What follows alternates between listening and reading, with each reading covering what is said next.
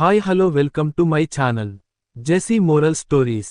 ఈరోజు మనం ఒక మంచి నీతి కథను నేర్చుకుందామా ఫ్రెండ్స్. కథ: దేవుడు మనల్ని ఎప్పుడూ గమనిస్తూ ఉంటాడు. కథలోకి వెళ్ళిపోదాం. ప్రాచీన కాలంలో గలిలయ అనే గ్రామంలో యోనాతాన్ అనే వినయ విధేయత గల యువకుడు ఉండేవాడు. అతను సరళమైన మనస్కుడు, దేవునిపై అపారమైన భక్తి కలవాడు.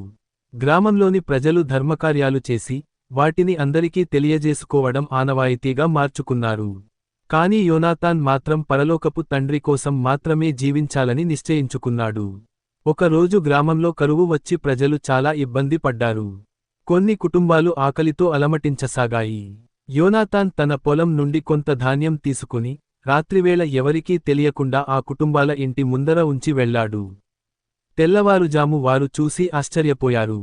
ఎవరో దేవుని దూత మాకు సహాయం చేశాడు అని వారంతా అనుకున్నారు. గ్రామ ప్రజలు తమ సహాయాన్ని ప్రకటించుకోవడానికే ఆసక్తి చూపుతుండగా యోనాతాన్ మాత్రం తాను చేసిన పనిని ఎవరూ చూడకూడదని భావించాడు. ఎందుకంటే అతనికి తెలుసు, నీ కుడి చేయి చేయునది నీ ఎడమ చేయికి తెలియకూడదని అని తన తల్లి తనతో చెప్పిన మాటలు గుర్తుకొచ్చాయి. అలాగే ప్రార్థన విషయంలోనూ యోనాతాన్ ప్రత్యేకమైన మార్గాన్ని ఎంచుకున్నాడు. ప్రజలు వీధుల మూలలలో నిలబడి గంభీర స్వరంతో ప్రార్థనలు చేసి అందరి దృష్టిని ఆకర్షించేవారు. కాని యోనాతాన్ తన గదిలోకి వెళ్లి తలుపు వేసి మోకాళ్లపై పడి నిశ్శబ్దంగా పరలోకపు తండ్రిని ప్రార్థించేవాడు. అతని ప్రార్థన గంభీరమైన మాటలతో కాకుండా సంతోషంగా, మనస్ఫూర్తిగా ఉండేది.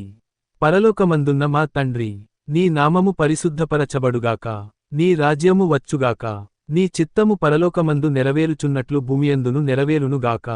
నా అనుదినాహారము నేడు నాకు దయచేయండి. నాకు వ్యతిరేకంగా తప్పు చేసిన నా వాళ్లను నేను క్షమించిన ప్రకారము నా తప్పులను క్షమించండి.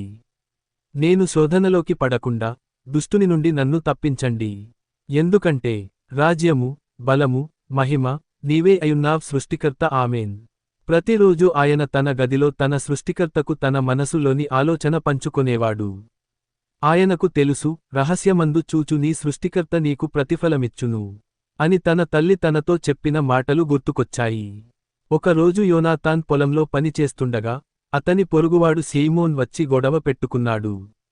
అతని పొలానికి నీళ్లు ఆపేశాడని నిందించాడు. గ్రామస్థులు చుట్టూ చేరి ఈ గొడవ ఎలా ముగుస్తుందో చూడాలని ఎదురుచూశారు.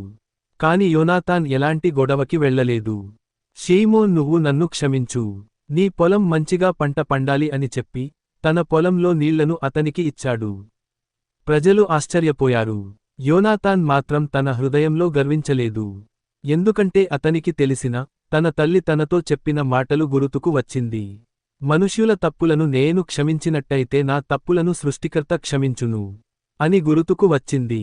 సంవత్సరాలు గడిచాయి. ఒకరోజు గ్రామంలోని పెద్దలు యోనాతాన్ను పిలిచి ప్రశంసించాలనుకున్నారు. అతని ధర్మకార్యాలు, అతని నిస్వార్థత గురించి గ్రామం మొత్తానికి తెలిసిపోయింది. కాని యోనాతాన్ వినయంగా చెప్పాడు, నేను చేసినది ఏదీ నా కోసం కాదు. సృష్టికర్త మాత్రమే అన్నీ చూశాడు. ఆయనది రాజ్యము, బలము, మహిమయు అయి ఉన్నది. ఆ రాత్రి యోనాతాన్ తన గదిలో మోకాళ్లపై పడి ప్రార్థించాడు. తండ్రి, నన్ను వినయంతో నడిపించినందుకు కృతజ్ఞతలు. నీ చిత్తమే నెరవేరుగాక. Thy will be done. ఆ రాత్రి స్వప్నంలో ఆయనకు దేవుని వాక్యము బలపరచింది. ఆయన హృదయం తేలికబడింది. సంతోషంగా నిద్రపోయాడు. ఈ స్టోరీ నచ్చితే మీరు లైక్ చేయండి, షేర్ చేయండి, సబ్స్క్రైబ్ చేయండి. కృతజ్ఞతలు.